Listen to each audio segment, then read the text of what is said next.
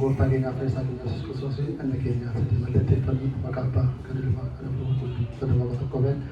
Maqaa Abbaa kan Ilmaa kan Hafuura Qulqulluu sadan Waaqa tokko ameen. Maqaa Abbaa kan Ilmaa kan Hafuura Qulqulluu sadan Waaqayyo tokko ameen.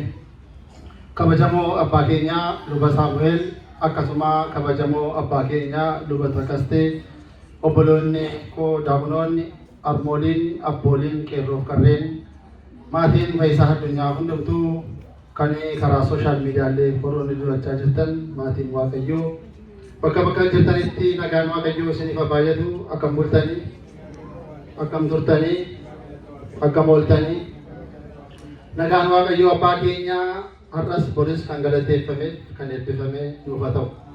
Akkasuma maqaa isaa waamnee maqaa ishee kan hin daganne haadha Waaqayyoo dubaroo Maariyaam kan galateeffamteef kan eebbifamtee nuuf haa taatu.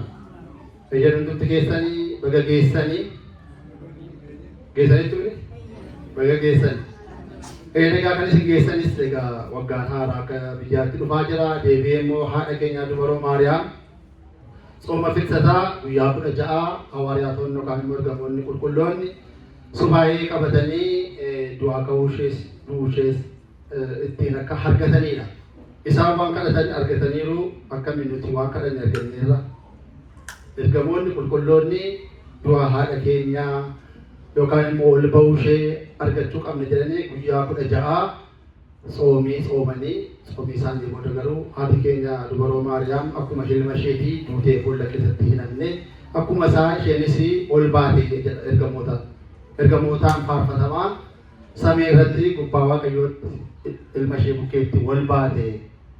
Warri Yihuudotaallee warri Yihuudotaa foon ishee yookaan immoo reeffa ishee sanaa gubuuf jedhan ittiin taphachuuf jennaan Waaqayyo immoo ergamaa isaa ergee isa harkaa fuudhe. Iddasii booda garuu isheen duutee hinamne du'eetee du'a mootee hin kaate jedha gaafni qulqullummaa keenyaa kanaaf kabaju jechuudha. Guyyaa kaleessaa ayyaana guddaadha.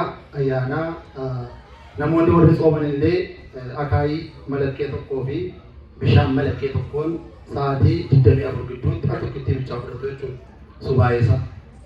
Kanaaf hin nyaatamu jechuudha. Yeroo akkasii baay'ee subaayee gaariidha. Kan haadha keenyaati, kan haadha Waaqayyooti. Kanaaf hundumtuu kan kadhattan hunduma keessanitti isiniif haadha Waaqayyo. Egaa akkuma beekamu sirni galatoo keenya raawwateera. Amma kallattiidhumaan gara faarfannaa fi gara barumsa wangeelaatti dabarra jechuudha. Kanaaf Waaqayyo hunduma keenya wajjin haa ta'u. Faarfannaa mana keessaa galata Waaqayyoo guyyaarraa eebbistee kan nu laatte kan jedhu faarsuudha. Maqaa Abbaa Ilmaa Hafuura Qulqulluu Waaqa tokkootti amannee. Galata Waaqayyoo guyyaarraa eebbisee nuuf kennee.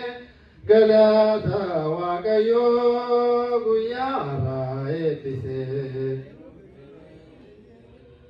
Bakka jirurraa nu waame kaayyoonaan nu ga'ee. Bakka jirurraa nu waame. Nuwaame kaayyoonaan nu ga'ee. Bakka jirurraa nuwaame kaayyoonaan nu ga'ee. Bakka jirurraa nuwaame kaayyoonaan nu ga'ee. Galata Waaqayyoo guyyaarraa eebbisee nuuf kennee. Guyyaarraa eebbisee nuuf kennee. Bakka jirurraa nuwaame kaayyoonaan nu ga'ee. Bakka jirurraa nuwaame kaayyoonaan nu ga'ee.